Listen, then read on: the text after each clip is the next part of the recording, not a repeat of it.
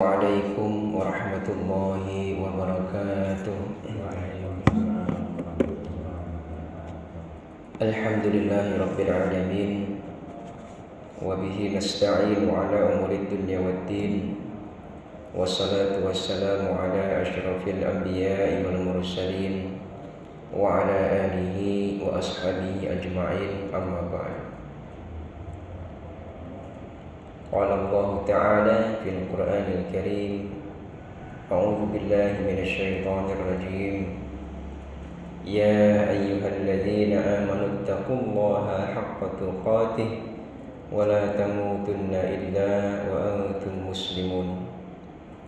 Wa qala Rasulullah sallallahu alaihi wasallam, ittaqillaha haitsu ma kunta wa atbi'is sayyi'ata al-hasanata tamhuha wa khaliqin nasa bi khuluqin hasanin.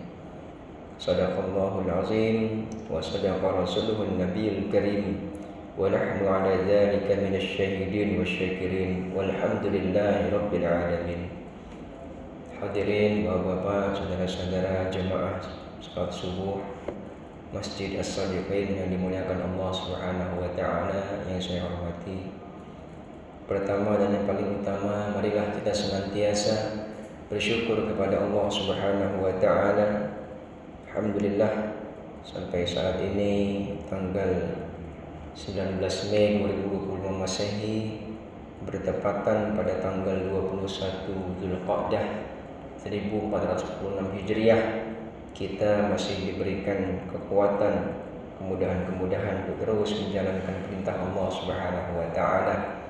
Mudah-mudahan amal ibadah yang kita laksanakan senantiasa diterima oleh Allah Subhanahu wa taala sebagai wasilah kita terselamatkan di dunia sampai ke akhirat bersama dengan orang-orang yang kita cintai dan juga seluruh jamaah kita yang senantiasa selalu memakmurkan Masjid As-Sadiqin yang kita cintai ini. Dan tak lupa kita juga banyak-banyak bersalawat serta salam pada Nabi Allah Muhammad sallallahu alaihi wasallam. Dalam sebuah hadis yang mungkin sudah biasa kita dengar, bahwa paling tidak di subuh hari 10 kali kita bersalawat, di sore hari kita 10 kali bersalawat, yang mana kata Rasul itu akan menjadi salah satu peluang besar kita mendapatkan syafaat dari Rasulullah di yaumil qiyamah. Hadirin rahimakumullah, dalam kultum kali ini izinkan saya untuk menyampaikan tema tentang menghindari prasangka buruk. Seringkali kita merasa tersinggung dengan perkataan atau perbuatan orang lain, padahal belum tentu itu niat mereka untuk menyakiti kita. Allah Subhanahu wa taala berfirman di dalam Al-Qur'an surat Al-Hujurat ayat 12, A'udzu billahi minasyaitonir rajim. Ya ayyuhalladzina amanu ijtanibu katsiran minadh-dhanni inna ba'dadh-dhanni itsmun wa la tajassasu wa la yaghtab ba'dukum ba'dha. Wahai orang-orang yang beriman, jauhilah banyak prasangka. Sesungguhnya sebagian prasangka itu adalah dosa. Ayat ini mengajarkan kita untuk tidak cepat menilai hanya dari satu kejadian atau perkataan. Bisa jadi ada alasan yang tidak kita ketahui. Berbaik sangka itu bukan berarti membenarkan kesalahan, tetapi lebih kepada mencoba melihat dari sisi yang lebih positif dan tidak mudah tersinggung. Umar bin Khattab radhiyallahu anhu berkata, janganlah engkau berprasangka terhadap suatu kalimat yang keluar dari saudaramu yang muslim, kecuali dalam keadaan baik, selama engkau masih menemukan kemungkinan baik padanya. Dari Abu Hurairah radhiyallahu anhu dan Abu Kilabah rahimahullah berkata, jika sampai kepadamu berita tentang tindakan saudaramu yang tidak engkau sukai, maka berusahalah mencari alasan kepadanya semampumu. Jika engkau tidak mendapatkan alasan untuknya, maka katakanlah pada dirimu, mungkin saudaraku itu mempunyai alasan yang tidak aku ketahui. Dalam kitab Hilyatul Auliya. Hadirin rahimakumullah, jadi tetaplah kita berbaik sangka. Jangan biarkan pikiran negatif merusak kedamaian hati kita. Mungkin ada alasan yang tidak kita ketahui dan itu membuat kita lebih bijaksana dalam bertindak.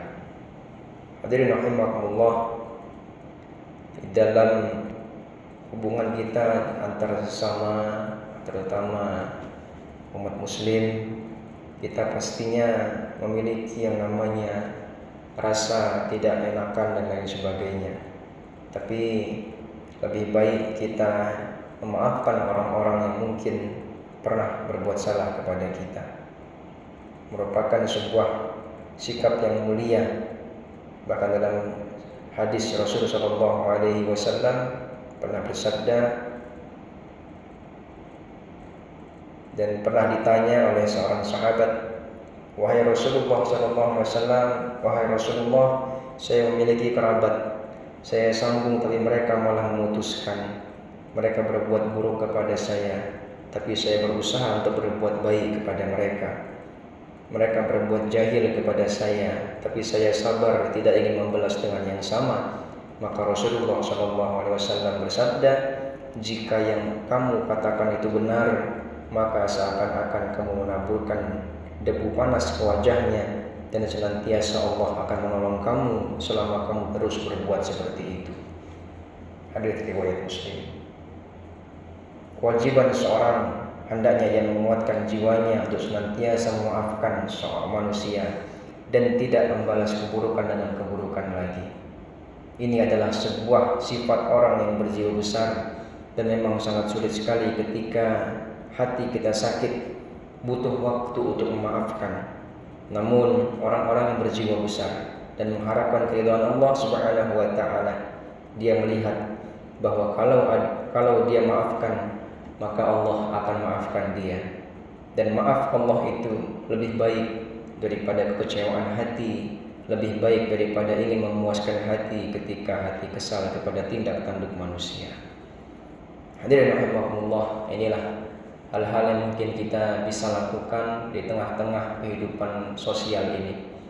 Karena manusia tidak selalu sama dengan apa yang kita harapkan.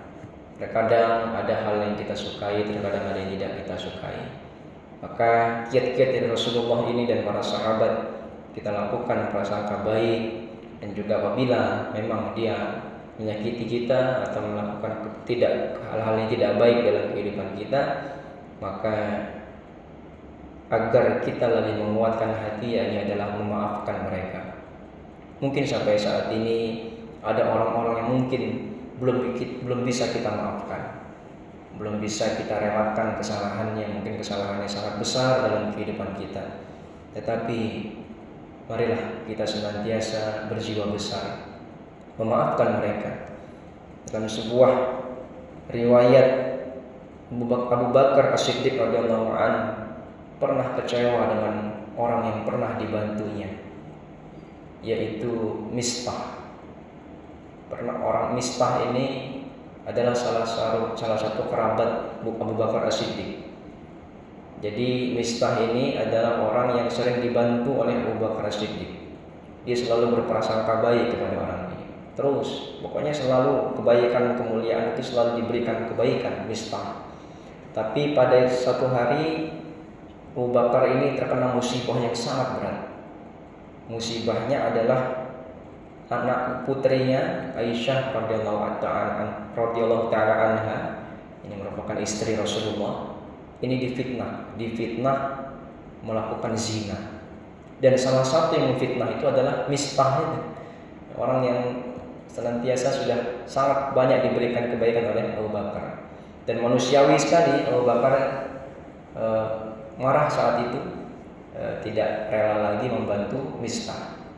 Tapi sampailah kepada Abu Bakar firman Allah Subhanahu wa taala surat An-Nur ini, yang agak panjang ayatnya, yang intinya adalah ayyaghfirullahu lakum. Tidakkah engkau ingin Allah mengampunimu? Maka Abu Bakar As-Siddiq langsung merespon ayat itu, ya, aku ingin Allah mengampuniku. Maka konsekuensinya adalah Abu Bakar memaafkan Mistah tadi. Sehingga turunlah ayat yang menyatakan bahwa Aisyah radhiyallahu taala anha itu bersih dari fitnah yang diajukan oleh orang-orang kafir pada saat itu. Dan salah satunya adalah Mistah ini. Akhirnya berdamai dan Abu Bakar memaafkan dan kembali berbuat baik kepada Mistah tadi itu. Maka hadirin rahimakumullah, kita mungkin mengingat orang yang pernah berbuat salah kepada kita. Marilah kita maafkan dia, atau mungkin ada sangkutan dan sebagainya dengan dia, yang mungkin kita selesaikan selama di dunia, karena kita tidak tahu apakah dia duluan menghadap Allah atau kita. Karena ketika di akhirat sudah tidak ada lagi dirham, tidak ada lagi dinar, kata Rasulullah. Yang ada hanya pahala dan dosa. Yang ada hanyalah balasan dan hisab. Nah, ketika dalam sebuah hadis ada sesuatu yang belum selesai, maka diselesaikan dengan perpindahan pahala dan dosa. Kalau orang menzalimi kita, maka pahala orang itu kepada kita. Jadi mumpung kita masih di dunia ini, kita selesaikanlah persoalan-persoalan dengan manusia yang lain, orang-orang yang lain, sehingga nanti ketika di akhirat kita tidak perlu lagi dihisab tentang orang lain. Hadirin rahimakumullah, inilah yang bisa saya sampaikan. Kurang lebihnya mohon maaf, pada Allah mohon ampun. Mudah-mudahan menjadi manfaat untuk diri saya pribadi dan kita semua. Dan kita dengan doa kepada majelis. Subhanakallahumma wa bihamdika asyhadu an la ilaha illa anta astaghfiruka wa atubu ilaik. Wallahul muwaffiq ila aqwamit thoriq. Wassalamualaikum warahmatullahi wabarakatuh.